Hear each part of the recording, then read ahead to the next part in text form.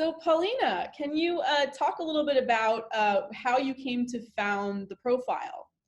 Absolutely. So my whole life has been in journalism. I was actually the last cohort at my university to graduate with a major in newspapers. They got rid of that afterwards. Now it's just journalism.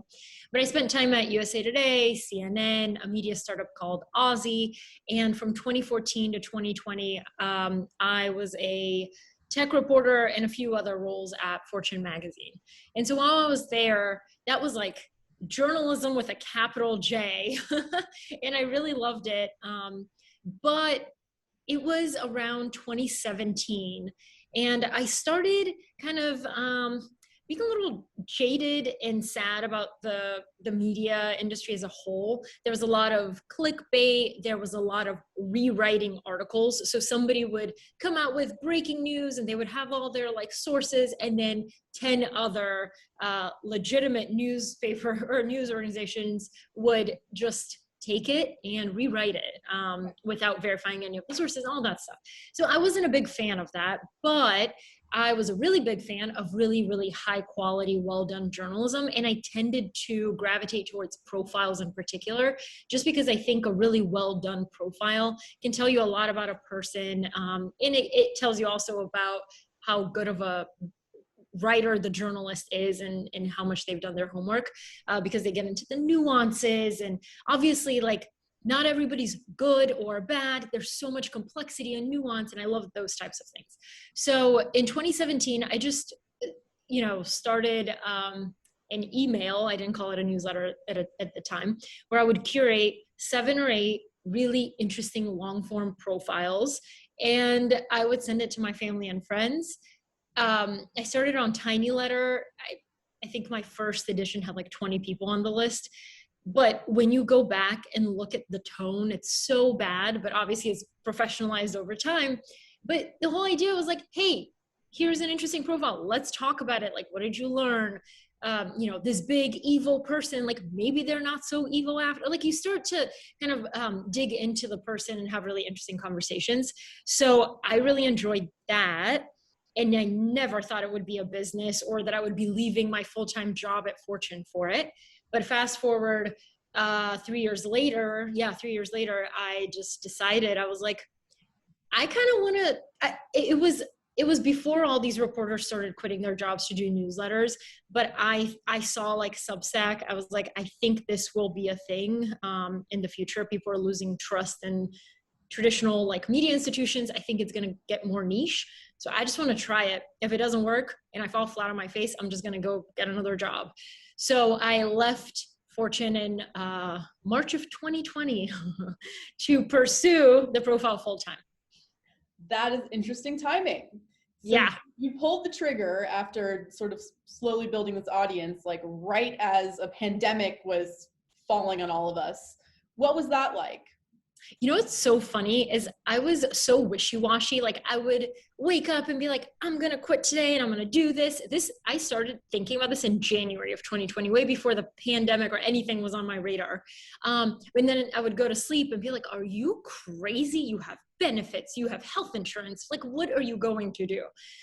So because I was a tech reporter, I would speak to all these like VCs and investors, and they all kept saying like, oh, every 10 years there's a recession, and we're nearing that cycle. And I was like, what if there's a recession? And oh my God, and I quit my job. That was the most of my worries. And then it was the first week of March, I think, I finally decided to put in my 2 weeks notice or 3 weeks notice or whatever I did. And it's still, at that point, COVID was still not as, big as it became. So I was like, yeah, sure. Last day will be March 20th. That makes sense. And then that day was also the first day of like nationwide lockdowns. Mm-hmm. And I was just like, this wasn't even on my radar of like risks and pros and cons. But it's more proof that like you really can't plan, and all your plans, life just goes, that's funny. And it goes a totally different way. But what it allowed me to do is just see that when I was working at a full-time job, I think that my anxieties were misplaced about going independent. So I thought, oh my God, if I leave, I'm going to lose benefits and I'm going to lose my consistent salary and all that stuff. But what you don't realize is like media goes in cycles, as we have seen in the last decade. So, you know, in a time of a pandemic, my job is not safe. I could get laid off. I could get a pay cut, like all that stuff. And because my entire income comes from one source, that's kind of dangerous. When you're independent, for example, with the profile, I've made money via subscription revenue, advertising, sponsorships, freelancing, licensing deals, syndication, all that stuff. That's like 5 or 6 different revenue streams. Whereas if one dries up, I have another 5 instead of relying on this one thing. And then when I lose my job, I lose like everything. That is definitely a good way to think about it. Definitely put things into perspective. Yeah. I do hear from friends who freelance, you know, some people who try to do the creator route. It's kind of hard to get yourself going, right? Like, how did you find that in yourself, like that motivation, and kind of how did you get things started? Yes. So I do think like there's risks and then there's smart risks, right? So when I was thinking about leaving my job, I wasn't just like, oh, I'm going to quit and then I'm just going to try to figure out how to build an audience. I figured out the distribution aspect first, the audience piece first. And then I was like, okay, now I can back into the math of how many people I need to subscribe and pay in order for me to match my salary at Fortune. To me, that was success. Success was, can I match my salary at Fortune in the first year? So what I did was I already had, let's see, when I left Fortune, I think I only had 10,000 subscribers to my newsletter, which is a lot. And it was a lot for me at the time. But I already had that.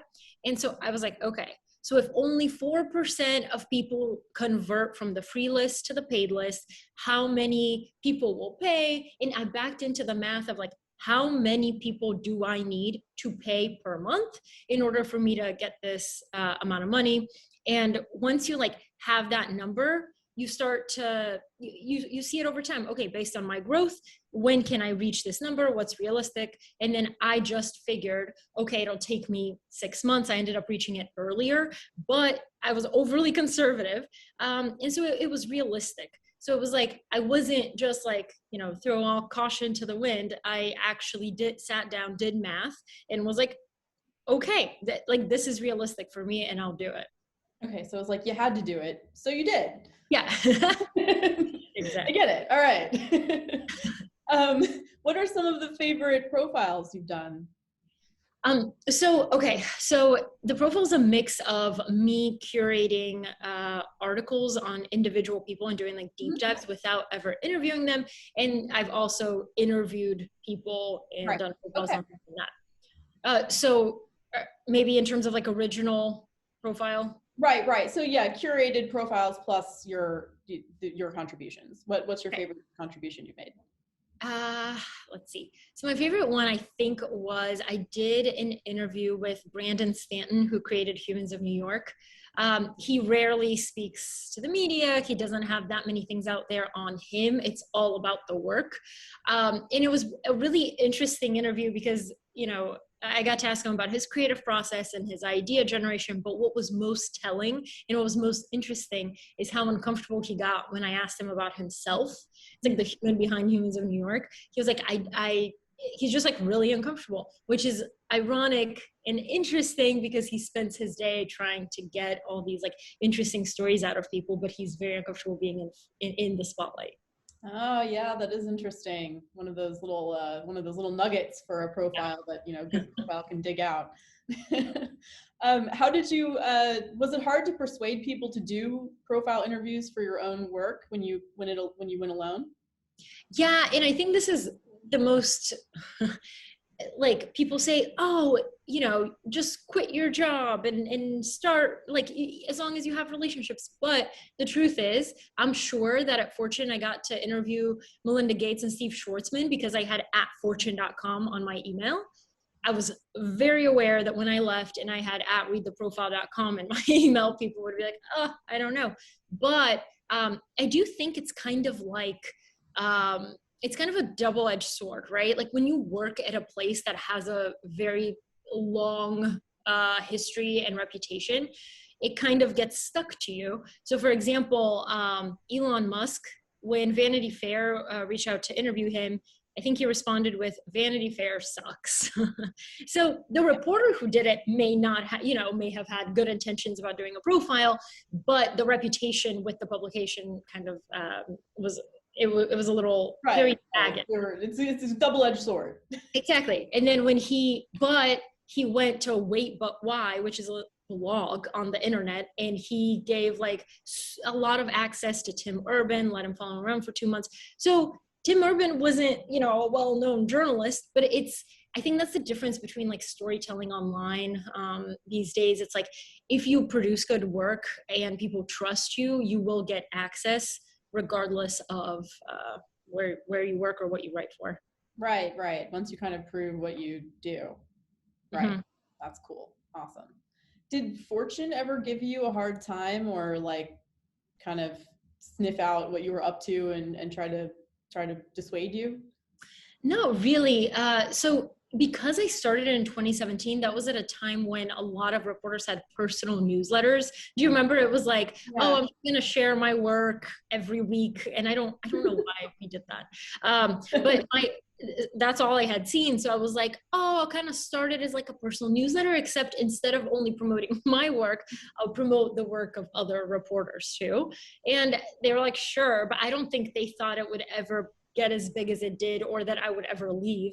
I certainly didn't think that. But I think now, with so many reporters who have platforms who are leaving to do their own independent thing, I think that newsrooms are probably starting to like rethink it.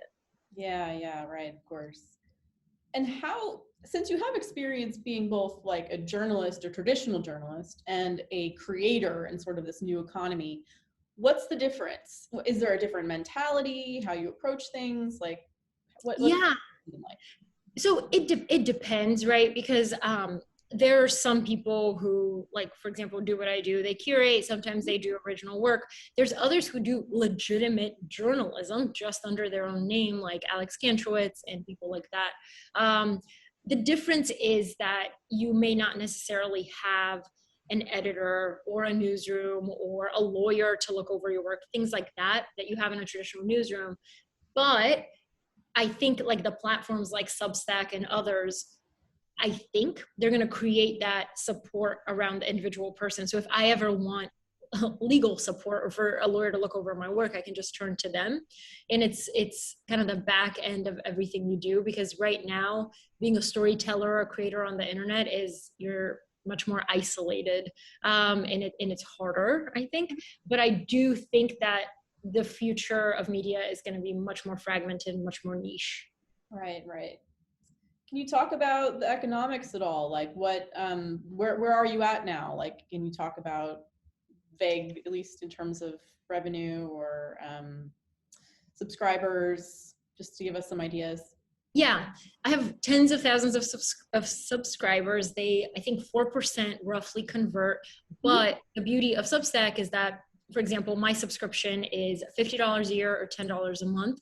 But Substack has the option of people, they can change and support you beyond the $50 a year. So some people pay $100. There was somebody who paid $1,000. Just people who want to support like independent creators. That makes it really nice. And I am making way more than I ever have in traditional media, which is nice. And I know there's a lot of debate about, oh, what platform are you using and why are you on that and what is happening? And you will never hear me complain about writers making money on the internet. I think it's been far too long where they haven't. So I'm like, the more money that is thrown into this area, the better. Right. And I suppose you've gotten feedback from readers, right? Like what kind of what do you hear? Yeah. So in every year I do a survey. I track Google Analytics. I respond to every email, so I get a lot of feedback. The one thing that's so beautiful about an email newsletter is that the person feels like they have direct access to you, because they do, and it's a lot more intimate than if I read an article in the New York Times on the website. I don't feel as connected to the reporter to send them feedback as I do if I get this newsletter in my email every day or every week. So a lot of I get a lot of new ideas from readers. They tell me when something absolutely sucks. They tell me when they want more of something or less of something. So that's kind of why uh, the profile has evolved in the way that it has, because in the beginning it was much more sarcastic and sassy, and I thought I was funny and nobody else thought I was funny, and they told me that. They were like, I don't want to, this is like, this tone feels condescending and I don't like it, and why do you have a gif in here? Get rid of the gif. And I was like, all of this makes sense.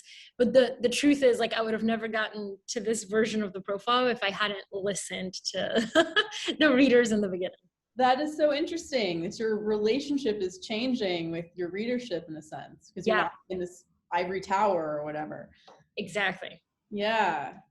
Do you see, and this is probably too big of a question, but like, do you think media institutions, the traditional media institutions, will survive as there's more people doing things that you're doing?